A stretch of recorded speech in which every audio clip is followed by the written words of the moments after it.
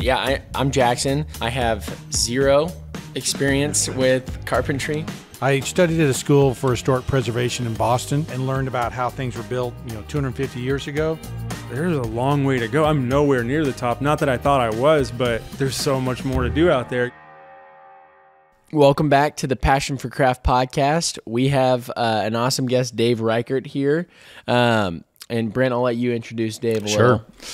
Yeah, Dave and I are college mates. We were both SAEs at Baylor. Dave was a star basketball player for the Baylor Bears. I think star is overstating that a bit, but thank you. I did play. So we've been friends a long time. He owns a lumberyard in Dallas, and so I thought it'd be great if we could understand the lumberyard perspective, okay? And obviously there's different worlds. There's the big box stores, then there's what you do. We'll let you explain that. But I thought it'd be good to hear from Dave to say, look, I'm as a craftsman always talking about good moldings, good design, passion. You've got to sell the stuff, right? And so that's probably a bigger priority than being a passion for craft nut. And so, but I know you also care about that, right? You have a mill shop and you have some things you can tell us about. But tell us how you got started in so that's what we're doing today, and that's what you're here to talk to us about. So tell us, how'd you get into the lumber business from Baylor? Not a typical path at all. So yeah, when I was at Baylor, I was studying accounting. Thought that would be a great business kind of platform to get into some kind of small business. Was kind of my dream at the time. Realized I did not want to be an accountant after a while. And so looking at other options, I ended up at law school. So I went down to University of Texas Law School and again, kind of made it through that and thought I'd be a lawyer for a short time and then maybe get into business of some sort. And kind of what happens is I did pretty well in law school, got to a big law firm in Dallas, and you kind of get into this track or rut or however you want to describe it. And so all of a sudden 6-7 years went by and I realized I liked law, but back to the word you used, Jackson, passion. I didn't have a passion. I didn't have a love for it. Yeah. And so I was looking at lawyers that were older than I was, and I thought, man, is this the path I want to stay on? And so I started looking for small businesses, and I was always intrigued by construction. I mean, literally, I was on the 42nd floor of our office building downtown Dallas, and they were building some kind of bus depot, and I'd be looking out the back window, spending more time instead of billing hours. I was, watching construction, and so came across this old lumberyard in Oak Cliff that had been around about 75 years at the time, and it was dying. And but started looking at that as a business opportunity. Started doing my due diligence. Prayed about it a lot with my wife. We had at that time 2 young boys. She was pregnant with our 3rd boy, and we're like, okay, is this the jumping off point? Do we really want to do this? Yeah. And I really felt the Lord calling me to do that. It just didn't really know, not necessarily with a promise of great riches, but I felt like, okay, this is the next step. And so that began a journey. That was back in '99. When we bought it, our 3rd son, Will, was 3 or 4 months old. And there's this great picture. I think I've showed you, Brent, this picture before, but we're in the front yard. We had just closed on the lumberyard, so I was still in my lawyer suit, had the tie kind of loosened, and I'm holding 1 or 2 of our boys, and we're in my front yard of our house, and we're all raising our hands like this. And the caption should have said, "We have no idea what we're doing." And so, the thing that I think is challenging about the building world in general is the cycles that we have to deal with. Yeah. There are different strategies for business. I now know in go-go times, good times versus the recession times. And so fortunately we had some good years early on where the mistakes that I was making didn't hurt us as badly, but then, survived the great session and on from there. But anyway, that's probably a long version of how I got into it. No, it's great. I've been obviously to your lumberyard. You're growing now. You're doing some fun stuff. But tell us, maybe for the listener, what's the difference between you as an independent lumberyard, right? And you would call yourself an independent lumberyard versus the big boxes. He needs to know. Yeah, the apprentice here needs to know. I recently built a bench and bought all my wood from Home Depot. Oh. Yeah, and every single piece was warped and pretty awful.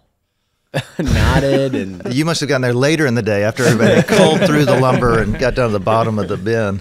Well, so similar to you, when I was younger, I thought if it wasn't at Home Depot or Lowe's, really Home Depot was the dominant here at the time. Mm-hmm. If they didn't have it, it wasn't made anymore. Right. That was the mentality. Mm-hmm. And so when I started doing that due diligence, I started talking to these independent lumber yards around Dallas, and there were a lot fewer. One guy told me in 1950 there were 50 lumber yards in Dallas County. Dang. Wow. And at the time I was looking and talking to them, there were probably 7 or 8. But most of them are out to the suburbs following kind of new construction. And so, but the more I talked to people, the more they said, no, there is a whole different world of independent lumber yards that are catering much more often to the custom home builder, remodeler, historic preservationist, rather than a production home building. Yeah. So, I mean, there's I would say almost there's 3 worlds in lumber. One is Home Depot and Lowe's, and really that's for primarily do-it-yourselfers, subs, frequent there, convenience, but you're not seeing people do framing packages in large numbers out of Home Depot or Lowe's. They keep trying to get into that, but have really not been successful. Yeah. And then you see production lumber yards, and some of these are even publicly held. The real big one based in Dallas, Builders First Source, is kind of a conglomeration of 4. Used to be large, trying to cover the whole United States. So Wow. they're following the production builders and kind of saying, hey, wherever you build, we can supply your lumber. And then there's this other group of independent, locally operated, often family, multi-generational lumber yards like us that kind of fill a different niche. Yeah. Very relationship oriented, consultative selling, part of the community. And we band together though in some buying groups that really allow us to be competitive with the big national Home Depots, big boxes, or the production yards. That's awesome. So you're the independent one, and are there still, how many are in Dallas right now? Well, I don't have a number for you, but I'd say probably a dozen or so. Oh, you think? Yeah. And your area that you're covering is really Highland Park and kind of the Park Cities, or a bit more than that? That's one of our main kind of fairways, I would say. But Dallas County, it kind of depends on the part of our business. If you're just talking framing lumber, the constraints of transportation, I mean, you got some massive amounts. But we'll follow our builders out to lake properties, ranch properties that they're doing. And you said, you've told me before, Dave and I commiserate about business. Few times a year we'll get together and talk about life and business and stuff. You've got 3 kind of businesses inside your business, right? You've got the hardware sales, you've got lumber sales, and then you've got the millwork. Is that true? Kind of. And it keeps kind of changing, growing. But yeah, the original business, certainly we have a convenience hardware store, which is just kind of a community store, real basics, 7-Eleven type variety of hardware store. That's a small part of our business. Framing lumber, engineered wood, kind of geared toward a framing carpenter is a large part of what we do. And it requires the most capital from an inventory, from equipment, all, 18-wheeler, flatbeds, Moffett forklifts on the back to be able to place lumber on the job sites. That's a big commitment. And then the architectural millwork is another part of our business. Now, how many lumber yards will have an architectural business, millwork business like yours? Not many. There's a few around the country. No, not that many. Oh, really? You see the architectural millwork more associated with hardwood lumber companies. Okay. So again, Jackson, what is that? Yeah. The difference, you think of framing lumber, it's more softwoods. Okay. So it's yellow pine, it's Douglas fir, it's spruce or SPF. Yeah. In Home Depot, they call it whitewood. But that's more, again, kind of the structural side of it. The hardwoods is getting into things that y'all do more, Brent, in your millwork shop, whether that's a sapele or poplar or maple, oak, you name it. But those are associated more with the millwork. So they'll typically have more molders. They'll be running S4S and that sort of stuff. Well, I guess this might be a larger question, but I've always been intimidated by the idea of a lumber yard, because Home Depot, I walk in and it's like, all right, I'll just go find a piece of wood and I won't have to talk to anyone and, embarrass myself with what I'm doing. But, man, with this most recent bench project, I'm in the middle of there, like looking for a good piece of wood, and I'm trying to talk to an employee like, hey, where are the straight ones? Like, where are the good ones at? And he's like, well, what we've got here is what we've got. And these guys were telling me, you should have gone to a lumber yard. What were you thinking? And I guess maybe a misconception that I had was all lumber yards don't sell to DIYers or don't sell on smaller quantities.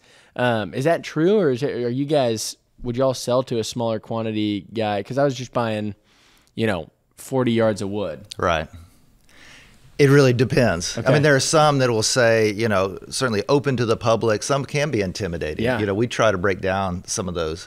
We've actually got 2 lumberyards now. So in the last year and a half, we bought another one in Dallas, more of a specialty lumberyard, and it's probably more known as to the trades. Yeah. And so you kind of have to get your courage up, I guess, if you're a homeowner. and we're not necessarily catering to the homeowner, but we will sell to it, or the small craft person, right, or doing a project. But there's huge differences in the species of lumber that you can select from, the right, grades of lumber, and then the mills that you can purchase from. And so, unfortunately, it's a very subjective world. Yeah. And so I'll give you an example. In framing lumber, a typical is what they used to call number 2 and better. Okay. And then depending on, it gets very complicated beyond the scope here. Great. Depending on the species, it has different grades, and there's different grading agencies. Say in the Pacific Northwest, if you're talking about Douglas fir or spruce, those have different grade stamps than southern yellow pine, right, because back in the day, they wouldn't be transporting the lumber that far. Of course. So anyway, if you're looking at a number 2 grade yellow pine from one mill to another, it's going to vary a lot. Wow. And depending on where they got their logs, how fast those trees were growing, how much fertilizing, how much pruning, how much, it's very much a sustainable forest now for yellow pine. Mm-hmm. And so as a result, Brent and I talk about this a lot. Wood is not the same as it used to be. Wow. Picture a forest 150 years ago. Every tree is fighting for its life. It's trying to get sun, it's trying to get water, it's trying to get nutrients. It's blowing in the breeze, it's crowded out by others. It's going to have really tight growth rings. Yeah. That longleaf pine that you make your 100-year window out of. It's just incredible wood. It's dense, it's durable, it's resistant to all sorts of things. Well, now that same tree is harvested after 15 years. And it's fertilized, and it's got room, and it's like babied. It's babied, and as a result, it's a snowflake. In today's, it's not the same, and so it can't span as far. It's going to move a lot bit more. The growth rings, you might have 3 or 4 growth rings in an inch. Wow, it's ridiculous. And versus 15 or 20. Yeah. Yeah, so you if you're in the remodeling business, you tear out some of these old houses built in the 1520s or something. And every stud, I mean, it's you know how heavy it is, right, Richard? Mm-hmm. I mean, compared to some of those that you might have culled through at Home Depot, some of them feel like balsa wood. Oh, yeah. Like we used to carve for our little paper, our airplane models. It's just different. And so you got to know that as a carpenter, particularly. You got to know what you're dealing with. You got to know what the moisture content is. You got to understand how that wood's going to react under stress and under different conditions. Even like how to, even on the newer woods where if you nail it too close to the edge, it just blows it out. Yeah. Because it's just really weak. I've noticed that. And so, kind of back to his question, it sounds like you're saying that the quality of wood that you would supply is going to be much different than the Home Depot Lowe's. Is that true, or? Some will be very similar. Okay. So what's happened is incredible consolidation in the sawmill industry. And so you go through some of these recession times, log prices go real low, different independent sawmills have gone out of business. And so you've got these giant ones, whether it's West Fraser or Weyerhaeuser or others that have really taken over much of it. And so it's a little bit more homogeneous as far as the grading standards across the industry. So it's harder and harder to find that specialty wood. You can get it some. They have what's called a machine stress rated pine that's designed more, again, for certain structural engineer kind of specifications. And so you can sometimes get a lot better quality by just going up a grade or going into a different category. I know what we're using on a lot of jobs is, the LVLs, the engineered studs, right? Right. And so is that The finger joint studs. not only finger joint? I mean, basically it's hard to get a straight stud anymore. So, and you tell us, I mean, they went to finger jointing in the 90s or early 80s or something like that. The finger jointing is this one? When they cut all the pieces and glue them together. And I remember the salesman saying, I was like, I don't want finger jointed studs. He goes, you want them straight or not? And so.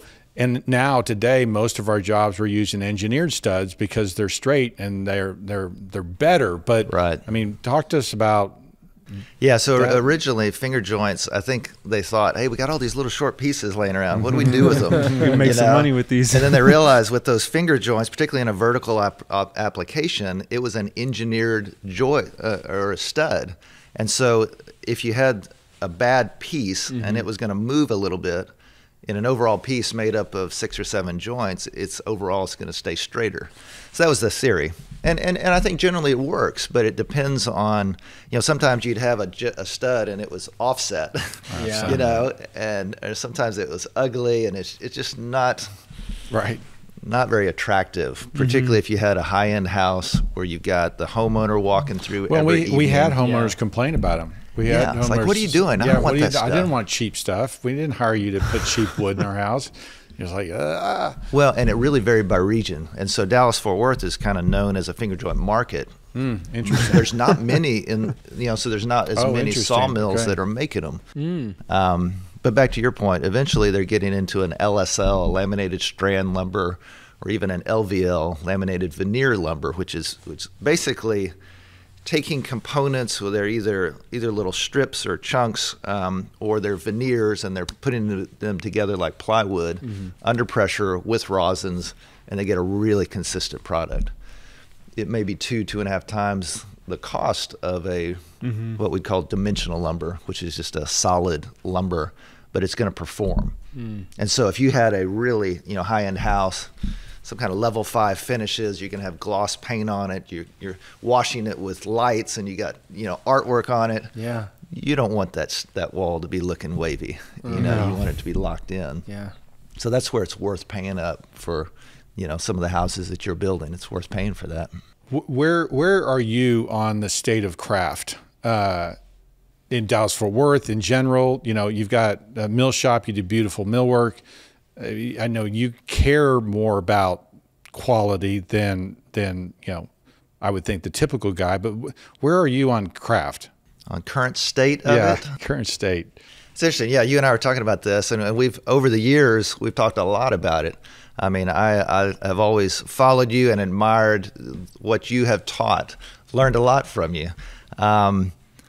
We are blessed in Dallas and Texas in general, incredible number of people moving here, a lot of wealth in the big cities. We have a lot of great architects that really care about it. So I think there is a segment that really care about it. I think generally Texas, particularly in decades past, we've not been known for our craftsmanship. In fact, I've talked to manufacturers that really have good presence, certain products on the East Coast, and they say, man, we can't make any money in Texas. Particularly when labor was really inexpensive. The mentality, I think, with a lot of our builders here was, if it wears out or if it rots out, we'll just replace it. No big deal. So I think that may be a factor that's changing it, Brent, as far as labor costs really go up. People don't want to replace it. They don't want to have that disposable mentality as much. And so, and I think we've been learning more about, really from mistakes in building that we've been making, whether it's not understanding the quality of wood, and again, it's rotting out. It might have been a fascia. We might have used to use, say a finger joint redwood fascia that used to be old growth redwood, and now it's second growth. It's got all this sapwood in it. It's rotting out after 3 or 4 years, and you're like, wait a minute, this is redwood. Yeah, it's redwood. It's supposed to last and last. Well, it's not the same redwood. It's second, third growth. It's just not the same. So anyway, we have learned from those mistakes, and so I think there's a hope for craftsmanship. You know, you are particularly caught between two worlds because the manufacturers are coming to you, and you know, Windsor Mill's our friend, and you sell their moldings, and obviously we know those guys. I remember Craig Flynn telling me, the owner, that you know, a lot of their costs has to go to teaching better install, and their warranty stuff is just, you know, I can't get my product installed properly. And so I heard you mention that with the manufacturers, and you know, from that perspective, just manufacturers talking in one ear saying these guys don't know how to install, craftsmen in the other ear saying, give me a product done rot. You're right. You just seem to be caught between those two. You know, right? Hard place. Is that true? Somewhat? Gosh, there's a lot of different ways we could go with that. Your point. I think about just even you know, we talk about you being the apprentice. Yeah. You're the journeyman, almost master, you know. Brent's the master. Well, that's a foreign old concept, right? Of having an apprentice. You grew up in the industry, you know it. So the chances of Brent having success with hiring you as an apprentice and you sticking around long enough and doing it are much higher than somebody just off the street. And so, you know, we have lost that training. We've lost the emphasis on shop in school and craft in working with your hands, the value of that, the honor in that, you know, partly by pushing everybody to college, saying, oh, you got to get a college education. Pushing everyone to tech and everything. Yeah. And, you know, some of the technical schools really suffered in that time. And so I think we're seeing the results of some of that. Part of it is there's not enough craftsmen around. So if you get into craft now, you can make a lot of money. I mean, it is a new time to get into it. But anyway, that's part of it is you're dealing with the labor side of it. And then on the material side, there's a lot going on, you know, as far as how you deal with the old woods. The beauty of wood, people still want that. They want the authentic nature of it. They want some of the natural imperfections. Yeah. But they're tired of it rotting. You know, they're tired of it going away. And so anyway, manufacturers are trying to find replacement costs that don't sacrifice the beauty. Who are the companies who are cutting down the wood, who are growing the wood and then cutting it down? Like what stage of the process is that? I guess maybe I naively thought you guys may have some element in that or some lumberyards may have an element in that, but it sounds like there's like a sawmill, which is another. It's really upstream from us. Okay. Yeah, it's a whole nother world. Great. I know bits and pieces of that, but not much. By the time we get to it, the sawmill has already cut the logs in the forest. They've replanted for sustainable forestry. Yep. They've dried it and they've cut it down to a 2x4, or if it's hardwood, it's going to be in rough dimensions. Yeah. But by the time we get it, it's more manageable. Cool. We don't like dealing with a log.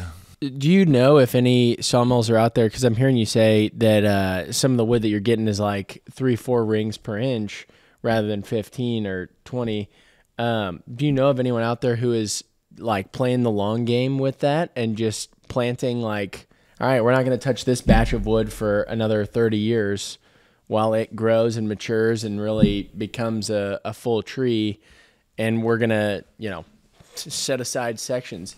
Because I mean, I'm sure you as a lumberyard would pay more for getting that quality of lumber and then be able to sell it more because it's going to be higher quality. That's the battle, Jackson. The economics of it. Is there enough demand for it to put that kind of investment into it and time? And I've always viewed it as kind of like a pyramid. And you know, you've got a top echelon that has the budget in their projects where they want the very best. Yeah. Whatever that is, they want the best. But can you run a business model off just serving that? In early years at Davis Hahn, Brent and I talked about this a lot. I could not. I didn't have the capital to have two levels of inventory. Yeah. On one, kind of the best, and then a good competitive.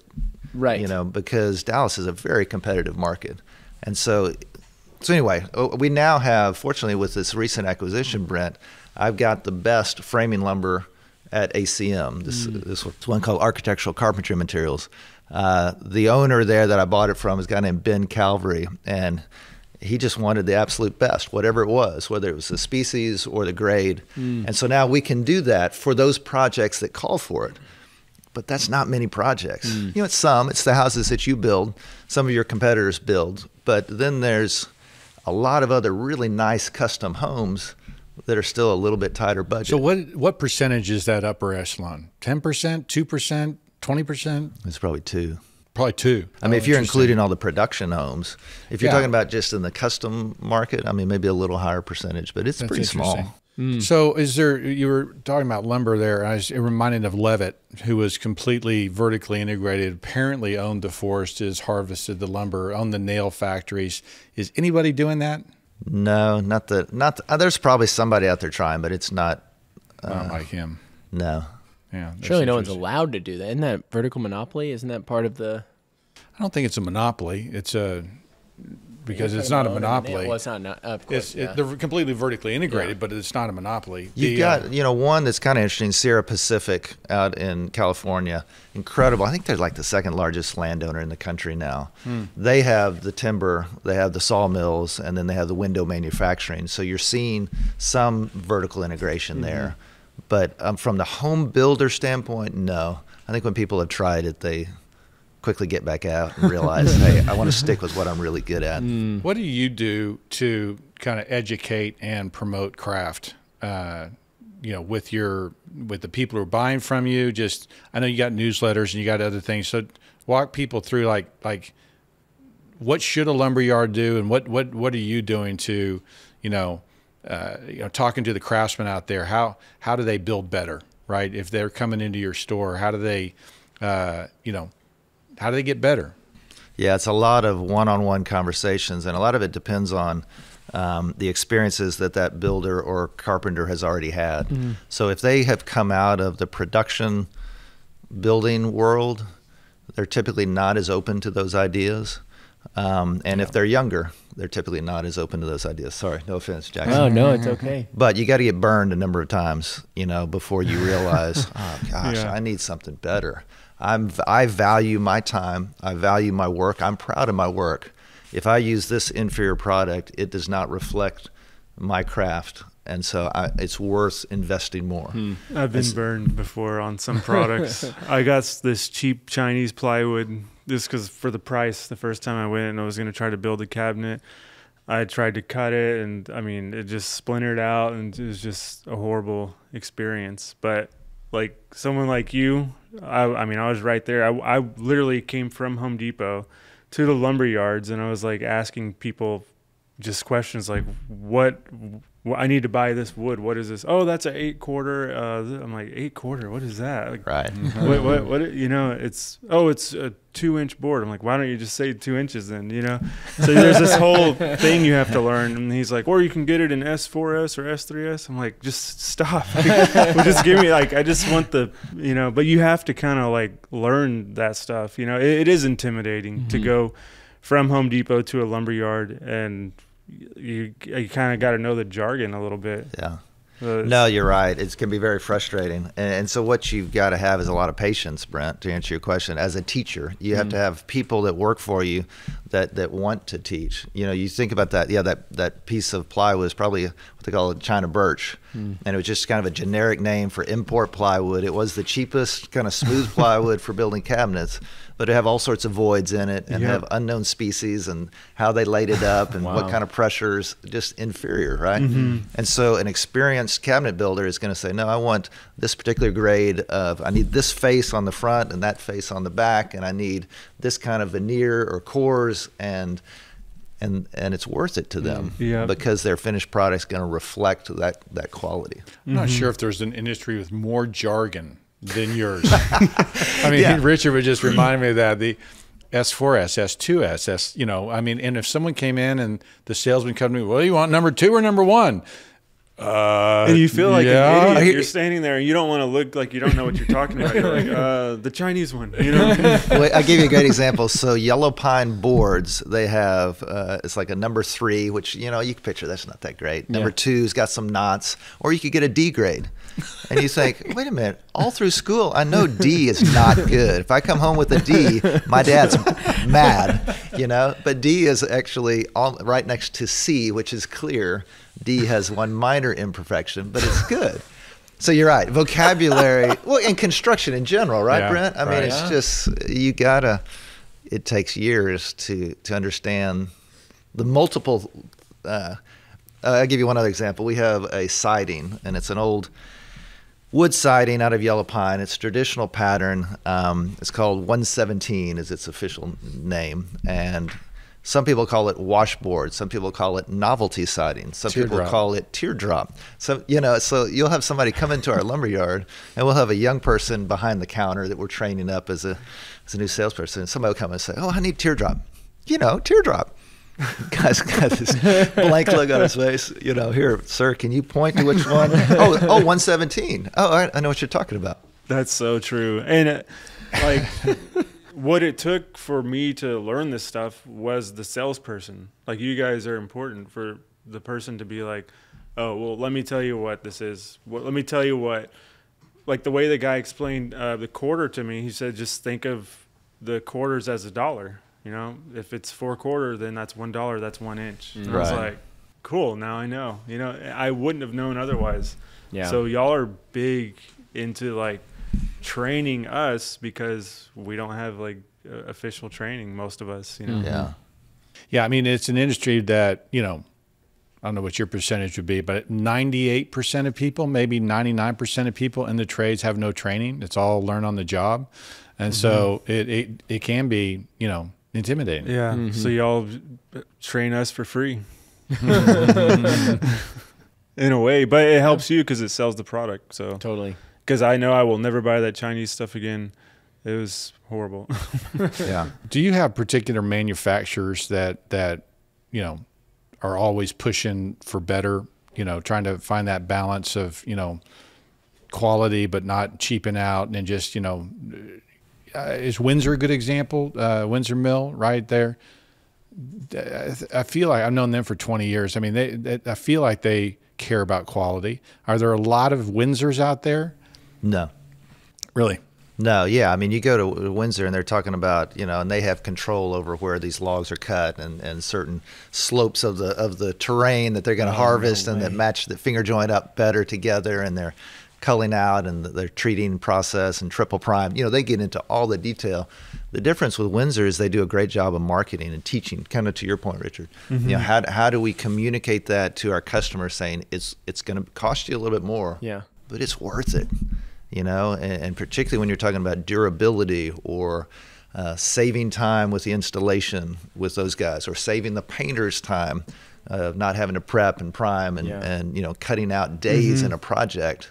Yep. We've got to tell that story so it can translate into saved money to the builder or to the homeowner, that he can sell his house better because this particular product's in there, and they just feel better about it. They have a peace about it. Richard's going out to their factory tour Wednesday. Oh, it's fantastic. I'm looking forward to it. You'll have a great time. Is Dave going with you? Dave Rod. Yeah, he's taking me up there. I did a whole video on comparing a board from Lowe's to a board from Windsor, and you mentioned that it costs a little bit more. It literally is a little bit more. For you to buy a 1x6 16-footer is from Windsor is 14 cents more than the Lowe's one. Yeah, I understand. So it's like 14 cents. You can cough up 14 cents, you know, for this product. It's such a superior product, but that just crossed my mind when you mentioned the cost, because I think people are like, well, that's expensive. But when you compare it, it's really not that much, you know. That's for the reputation it'll give you for the quality it'll perform and everything else. Yeah, well, for there's a 30-year warranty to you know, that you don't get with typical wood products. What percentage of people coming in, or what percentage of builders out there are quality driven versus price driven?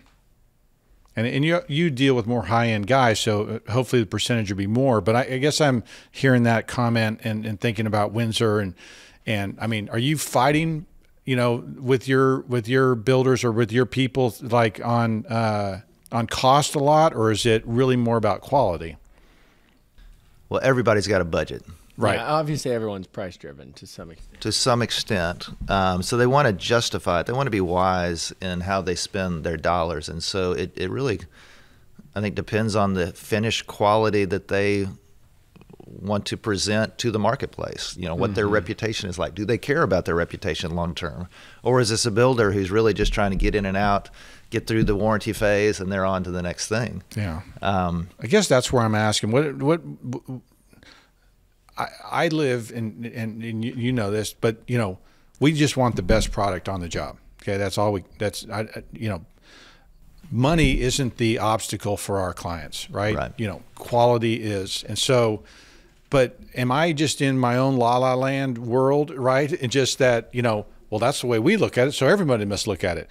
Or is it, are you like, Brent, you're the 10% or you're the 2% or no, probably half our guys are like you. I mean, you know what I'm saying?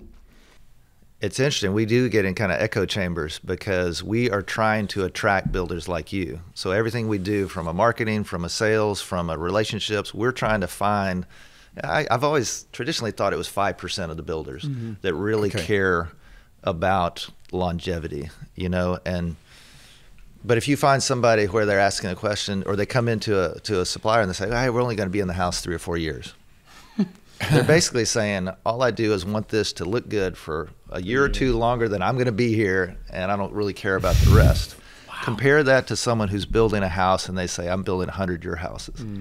There's an architect or a house that over in Dallas where they're doing a presentation, and one of the younger architects was talking about it, saying, we've designed this to be a 300-year house. And one of the older architects says, 400 years. That's a totally different mentality. Budget doesn't matter there. It's all about the craft. It's about the building science. It's that sort of thing. So you said the number earlier, 5%. And that's just general in your estimation. Just in the market. You think that's a good number of guys who care? Because I think it matters for the people who listen to this podcast, because we're trying to encourage them to build better. And if they're out there, fighting to build better, how do they find that 5%, right? How do they find those guys who care and, build their career and come work for us, or, builders like us, so that they can hone their craft and get better? You know what I'm saying? So first of all, the question is it 5%? And then two, how do you encourage those guys to build better? Yeah, we're trying to grow that 5%, right? I mean, that's part of this. But the people listening to this podcast, most likely they've already bought in. You're going to get some new people, hopefully, that say, "Oh, what are they? They're talking about something different here." Right. So we are trying to grow it. I don't know. It can be frustrating at times. We want to be positive, as we talked about, as far as how do we communicate this story. It's and partly, Brent, we got to communicate it across architectural styles even. You're more of a traditional builder, classical architecture.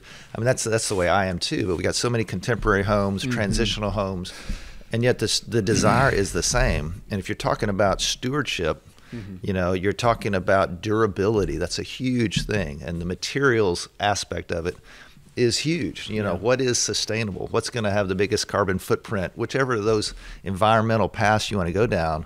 Well, good building, we used to call it green building for a while. Right. Just good building and good stewardship of our products.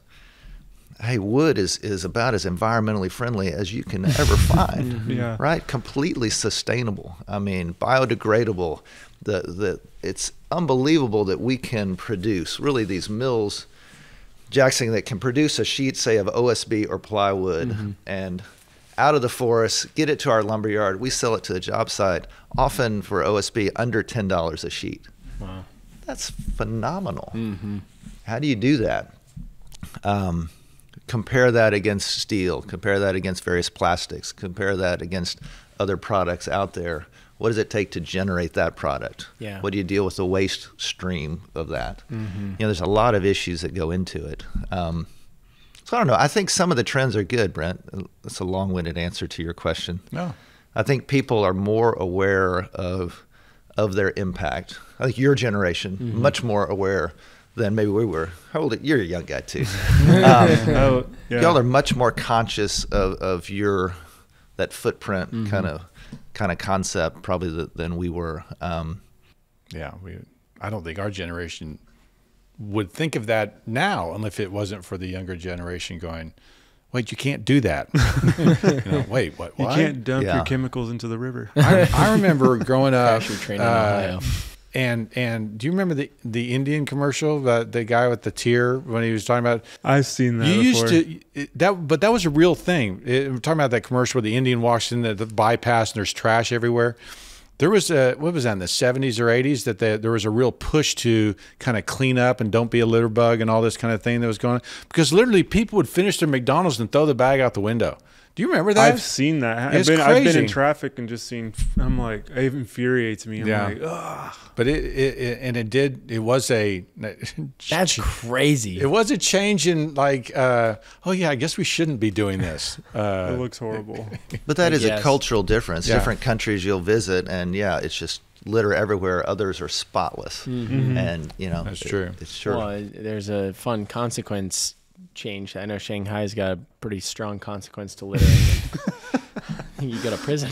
Oh, you get caned there or something. Yeah, it's something crazy. Whenever you have a guy come in, like I'm thinking of me in my early days buying a bunch of MDF and just builder grade stuff. Do you have anyone who says like, hey, have you considered this Windsor or anything? Do y'all kind of push in that direction, or you just let them buy what they buy? And No, that's a great question, and kind of we just call it upselling. Okay. For us, it's a better product, but we. At one time we put together a sample board in our lumberyard of 1x6s.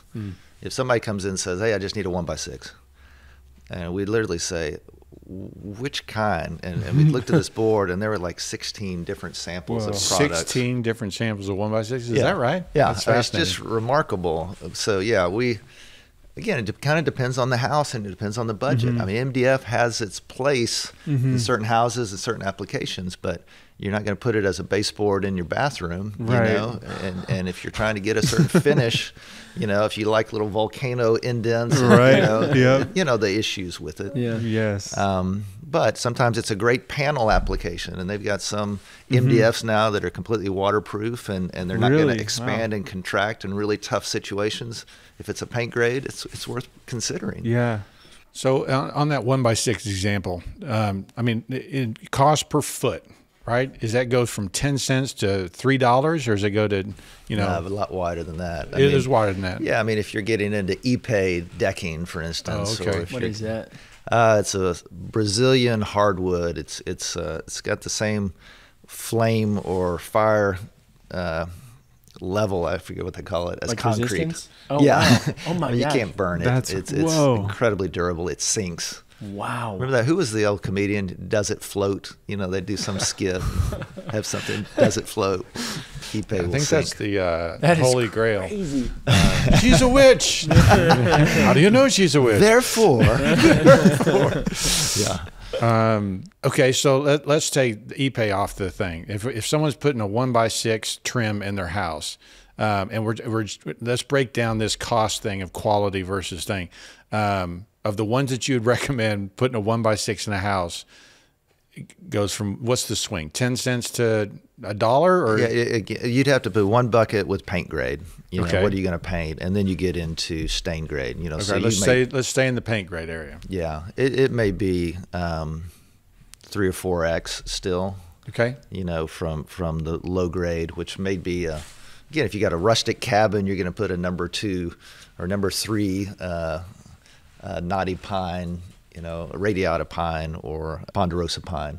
It's the old traditional. Right. It may be inexpensive, but then if you want clear, so you're talking about knotty versus clear. You're talking about whether you've got some wane on it on the edges. Do you need a board that has all 4 edges, 4 square board, or is you know, sometimes you desire imperfection. Sometimes that's exactly what you're looking for. Other times I want clear. I want it to look just slick as can be once I paint it up. That's what you're paying for. Well, 3 or 4X seems reasonable to me. I might be way off in saying that, but it seems reasonable to me too. I mean, 10 cents versus 30 or 40 cents, right? And so it may not be, it might be dollars, but the but it seems like it's a fair spread, and it seems like it wouldn't be the end of the world to just go one level up to get away from MDF for longevity's sake. I don't know. In my mind, I think because of you, I've got just a core aversion to the idea that someone would buy something for 2 years and then just want to replace it, because it's like, why are you buying it for 2 years? Why wouldn't you want it to be a forever decision? I'll tell you one other distinction that comes to mind as you're talking, Jackson, is if you're looking at a spec home builder versus a cost plus, and really, literally, what is their economic structure to how they do it? Yeah. If they're looking at a turnkey kind of price to the homeowner, their view is that any extra dollar I spend is coming out of my pocket. Yeah. Whereas if it's a cost plus, those builders are more inclined to value service and more inclined to value quality because it's worth it to them for the product. They know that their customer is going to pay, and they've still got budget numbers. That, you know, maybe a do not exceed number with I don't know how you structure them, Brent. You could speak more to that than I could, but that mentality difference between a spec home, they're more likely to cut corners. It's just that's the risk. So, a bummer. What would be in your mind? What's the knowledge level of most builders out there? And I think your distinction is clear because and it's good. The spec builder probably doesn't know as much about building as the cost plus builder. Right. But when I think of my career, obviously historic precedent, understanding historic preservation, then understanding classicism, then understanding now getting into more build science. I just feel like there's these tiers of knowledge, growth that I've happened. I'm wondering how many builders really know what they're doing, and you probably may not even want to comment on that because your clients are builders. But it's I'm just curious. One of the lessons I'm talking to the people who are listening to this is that the builder doesn't know. Right, and especially when they're doing a mantle or building trim, and it's something we encourage Richard about. It's just like, look, you're the expert. You need to go in and talk to them about what trim needs to go, and you need to be the one educating and training because the builder doesn't know, and sometimes the architect doesn't know. I mean, is that ring true for you? I mean, is that where are you on that? Yeah, there's a the difference. Say go back. I don't know how far you have to go back on this. Maybe 50 years. But you used to have people who literally build a house from foundation to ridge. True. They knew every trade, and particularly they were going to be the ones coming up after themselves. So if they framed it and they're going to hang drywall or cabinets, they're going to make sure that framing job is really spot on. And they had a tool belt and they knew how to swing a hammer. And so those builders, I think, are fewer and farther between. And so you got more people that have expertise in marketing or in finance and in sales and in strategy and things of other sorts that are that's a good distinction. Technically a builder, but they are relying heavily on their superintendents or they're relying on their trades. And so the dangerous combination, I think, is if you got somebody who comes out of another field and is intrigued by building, wants to be a builder, wants to do this, but then they try to have a tight budget and they try to get the least expensive subs. What a recipe for disaster, right? Because the builder doesn't know what he doesn't know. No, totally. And then he's got a less expensive get in, get out sub who's not going to teach him and who's going to be able to hide things from him that he's never going to see. Yeah. Homeowner's never going to see. They will reveal themselves. Is that 5 years later? Is it 10 years later? Is it a year later? There was one builder I was with. It's an old, crusty old Dallas builder, one of the best. He was tough for me. He taught me a lot. Good. But I'm standing in front of a house that he was working on, and he looks across the street, and we look at this house that had gone up just lickety-split. It was probably a 6-7 months build time for a pretty nice house. And he looked at me, he says, 6 years. I said, what do you mean? He said, 6 years, they're going to be having significant problems with that house. Because he'd been there watching how the corners that had been cut. And again, if you got an inexperienced eye and you got trades that, you know, bottom dollar, there's a cost. I think I love that. And that's really insightful. And that's why, Richard, I tell you, the builder doesn't know, right? And you need to trust me when I say that. And you guys listening out there, I want you guys to be the expert in what you're doing. And I want you guys to, you know, fight for this knowledge base, because no one knows. You know, the architects aren't educated. The builders, you know, like Dave was describing, there's one of the top builder in here too. You know, he was in the digital film industry, you know, thing, and he was you know, and he got and fell in love with building, and you know, he had some better training than that, but he's not a builder, he doesn't know. And you know, that whole thing you're just describing is, you know, we're trying to find the best subs for that very reason. We're trying to find the guys who are going to educate us, and so. And that's the level of expertise, guys, that as a tradesman that you can bring to the job and you know, and encourage and grow everybody, and talk about being valuable then, right? All of a sudden you can become that resource to that builder who makes him look good, who, you know, you've got a job for a long time. Yeah, there's a misconception, like from my end of it, is like you show up and you're just going to be handed, you know, stuff and told what to do, but a lot of it doesn't go down like that. You know, you got to kind of know, like you said, you got to become the experienced person.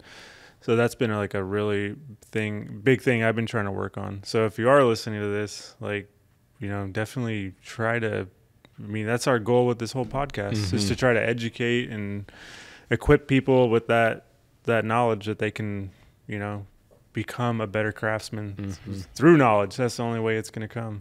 That's the fun of it, to be quite honest. I mean, that's where you get to use your creativity. You're challenged in a way that is meaningful. There's satisfaction that comes from figuring that out and responding and growing. You know, we talk about that a lot with our team, is if we're not growing, we're dying, you know. And so you look at it, a tree, you look at it, a young child who, you know, all of a sudden that child stops growing and you're taking them to the doctor. Something's wrong. Something's going on there. That tree becomes stunted. It's a sign of health. So, but it also keeps us young, old guys like Brent and me. Yeah, we want to keep learning. You know, we want to have a culture of learning. That's the fun part, yeah. It really is. And our role shift, I mean, where Brent, as the master in this, is he's passing on those values. He's passing on that mentality. He's passing on the skills. That's how the roles shift. But we're no less involved. I mean, it's fun. That's what gets me up in the morning. I find it kind of ironic too, because you mentioned like the older builders. You said maybe going back 50 years, they were building it from the ground up, and they had the tool belt on. A lot of the builders I see, I feel like never even wore a tool belt. And I'm just like, you're just like a glorified manager. I'm the builder, you know? It's very true. And one of the things that when I got back from North Bennett Street, I was surprised how many guys had never built. And you know, the guy I hired, my first employee, who's, I don't know if you remember Kenny Hayes, that guy worked for me. He was that guy. And when I went to interview him for a job, I was like, well, show me some of the stuff you've done. And he goes, he were by his house. He goes, oh, I built that house and I built that house. And I was like, so you like manage the, you know, the framers and all that? No, I did the foundation. I did frame the walls. Awesome. I ran the electrical. I ran the plumbing. I did the roof. He did everything exactly like Dave was describing. And he was probably 60 when I hired him. And I was, you know, 30, and he was, what an education I got from that guy. I mean, how to prepare for work, how to take care of your tools. I mean, he was a professional. And that is awesome. He told me stories about him learning to hammer nails, and he remembers being in the trade school. He only got like an 8th grade education, and the instructor, because what he could do with the nails, he would grab a handful of nails in his hand and he could go pop, pop, pop, pop, and you know, 2 strikes to get the nail in, and another nail was ready. Pop, he'd set it, Pop, he'd drive it. And I mean, I'm talking framing nails. Human nail gun. And his story was that his instructor, hit his thumb because he was too slow when he was doing it. And he still remembers his thumb getting hit and him going home going, that's never going to happen to me again. And learning how to drive nails. And so, the art of driving a nail is something. And it's, it's a lost art. But well, there's those old, I don't know if y'all have seen them, but there's the old drywall installation videos where the guy has like a sheet of drywall and he's installing a curved archway, and he'll strike down the whole thing and go ding, ding, ding, ding, ding. And then he'll like pull out a handful of nails, like you're saying, break the drywall, put it against the curve, and just go ding, ding, ding. Yeah. It's an art. It's impressive. It's wild. If you want to see some impressive thing, YouTube, framing a house in 1940. And there are these old trade videos of these guys framing houses and but see this blocking in the ceiling? The way they put that blocking in, I mean, it was just magical. It was just, they were above us, and it was so smart the way they were doing it. They were so fast. And anyway, kind of chased a little rabbit there, but that was a good story and a good reminder of kind of where we are. I think that almost is a explanation of our state of building more than anything else, because I would say 99% of builders are the don't know how to swing a hammer guys. Mm-hmm. And I mean, they can still be good builders, right? But they're not the way a few generations ago. Yeah, it's almost like they should just call yourself a manager, like you're not building it. Mm-hmm. And the thing about that drywall video too, the guy is dressed classy. Yeah. He looks nice and professional. A lot really of does. tradespeople could probably, look better on the job. Mm-hmm. Just throwing that out there. So tell us about how can people find you? Tell us about what you're excited about. Tell us about, I think you've got getting ACM and everything else. You want to tell people about that? Yeah, I'm excited because two of my boys have joined our business. So Austin is, how old are you now? 27. Yeah, so Austin's your age. He's been with me about a year and a half, and then Ben just joined me a couple of months ago. But it is, it's got me thinking differently. I'd always wanted to kind of be in the training business in a less formal way. We've got about 50 employees between our 2 lumberyards and 2 architectural millwork shops. But it's about passing on this craft, and it's the excitement, it's the passion for it. There's a guy, I sent you a link here a minute ago. It was talking about character in craftsmanship.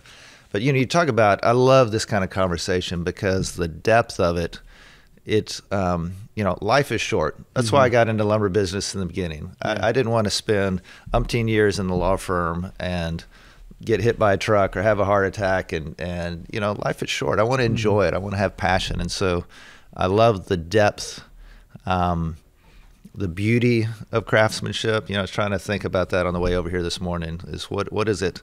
The attention to detail, the challenge of it. It's a wonderful thing. So to be part of an industry where people can share like this and enjoy it and try to ignite that spark in other, and particularly there's this guy named Dave Hattage, and he's a gear maker in Edgerton, Wisconsin. But he calls them the lost shop kids. And you think about that, we talked about earlier, people pushing everybody to go to college. Well, there's other people that have this guy with 8th grade, that's formal education. His entire education, continued his whole life. Yeah. And so there is brilliance in a lot of young men and women that has just not been tapped. They may not do that great in school per se or formal education, but they've got creativity, they've got skills, they've got dreams. So how can we tap into that? And how can we direct that? So, I think that's part of our vision for what we're doing. Mm-hmm. Well, tell us about what you've got going on. It's the A&M. Is that, what was it? ACM. ACM. Architectural carpentry. Do you want to share about that? You don't have to. Yeah, well, it's fun. So about 4 years ago, we bought an architectural millwork shop up in Frisco, Texas, called Lynn Floyd Architectural Millwork. And Lynn is just, Brent, you've met him. Wonderful man, kind of a, just classical. He was a mathematician. Yeah. He taught in local schools. Wow. His daughter was first chair violinist in the Dallas Opera, and he would do woodworking to classical music, and it's just musket rifles. He would build. Renaissance man, exactly. But he was getting to a retirement age and needed to pass it on. So we were able to acquire that 4 years ago. Cool. Just moved it to our facility near Love Field. And then down in Oak Cliff, we had a molding operation, and radius millwork is what we do down there. And so we moved that. So putting these two millwork shops side by side where they can have this camaraderie, where they can share some of the tools, some of the know-how, the passion. It's really been fun to see. That's neat. And then it's at the same campus as architectural carpentry materials, Okay. which is really the supply. We do a lot of vertical grain Doug fir, a lot of different just great woods there. But it's a neat spot that really is attractive to architects and to people like you guys that care about the craft, care about quality. And so that's what I'm excited about right now. That's really cool. I want to go check it out. Yeah. Sounds awesome. Yeah, it is. You're welcome anytime. That's awesome. Well, Dave, thank you Definitely. so much for coming onto our podcast. We appreciate sure. It's great. all your insight and into the lumber yards and what that looks like. So Well, it was a real pleasure. That hour flies by. it Doesn't it? really does. does. It did. It really does. Well, thank you guys for watching. Passion for Craft. Please join us on Patreon. Get into our Discord, and we'd love to continue our conversations there.